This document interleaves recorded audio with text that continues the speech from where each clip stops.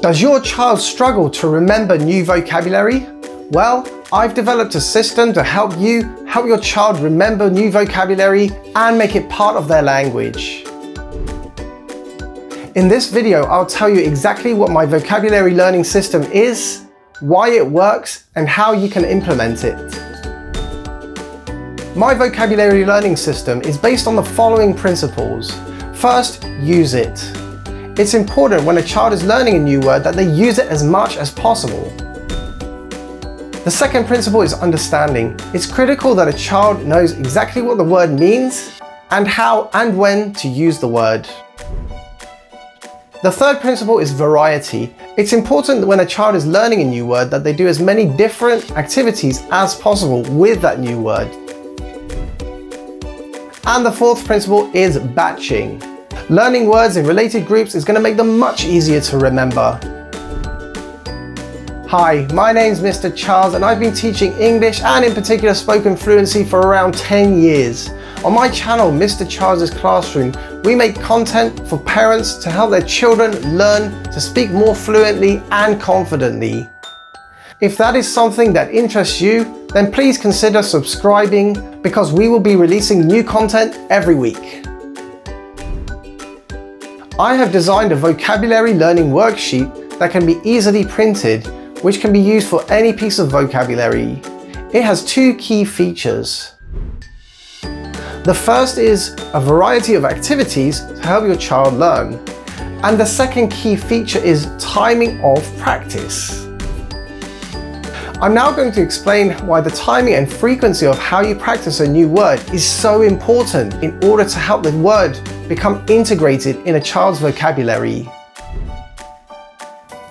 There is something called a forgetting curve. This means that if you learn 10 words, by the next day you will have already forgotten about 8 of them. To overcome this, we use a strategy called spaced repetition.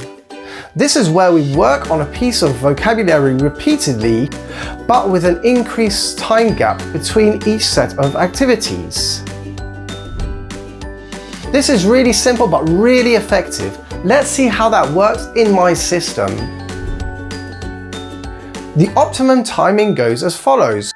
When you do the first activity with a new word or set of words, you tick the first box. The second set of activities should be done 1 hour later. This is specifically very close so that it helps ingrain the memory of the word much deeper. The third set of activities should be done about 24 hours after the second set, so the next day.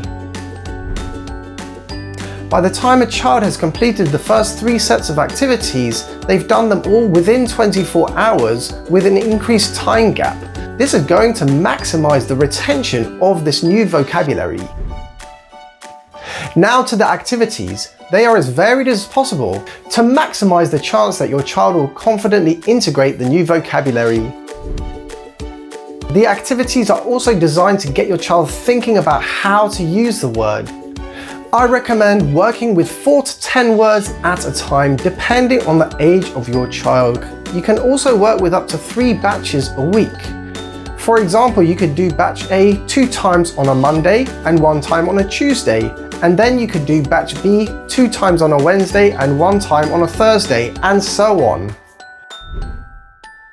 So now let's look at the specific activities that you can do at each touch point in order to maximize the chance of retaining the vocabulary with confidence. Do each of the activities on a separate worksheet with each word in your batch. At first contact, make sure that your child fully understands the meaning and pronunciation of the word. Get your child to think of their own definition of the word. Get your child to write the most simple meaning that makes sense for them. At this stage, they can also write a simple phrase using the new vocabulary. This activity works because the act of thinking of a definition for a word will get their mind going. Furthermore, when they make a phrase, they will have to think how to use the word in context, further ingraining the meaning. At the second contact point 1 hour later, get your child to make a sentence with the new word. to see if they remember the meaning that they discussed an hour before. At this stage, they can also search for the word online to read sentences so they can see the word in context. Another activity at this stage would be to think of simple verbal stories that use as many of your batch of words as possible together. Now we're at stage 3, one day later, and your child is looking at their batch of words again. You want to check if they still understand the meaning. First, say each word to them and ask them to make a sentence with each word. You can then check if they got the right meaning.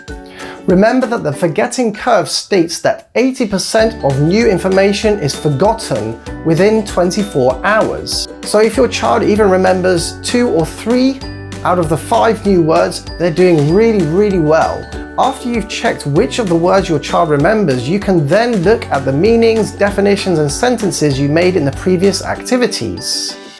The new activity to do with each word is to make the silliest possible sentence.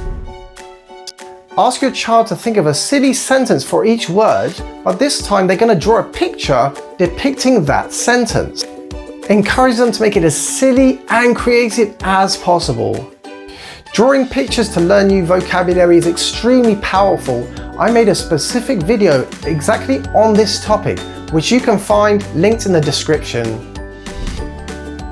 Thinking of a sentence, trying to draw a picture to depict the sentence, and looking at the picture will all help crystallize the memory of each word in your child's mind. Activities 4 and 5 are very similar. The idea is that you step away from the word for a period of time and then come back to it, for example, a week or a month later. At this point, you'll be able to see if your child really understood the word and can really use the word confidently, and whether it has become integrated into their vocabulary. The first activity is again to give your child each word verbally and get them to make sentences without them seeing the meaning or what they did previously. The next activity is to make written or verbal short stories incorporating all of the batch of words in each story.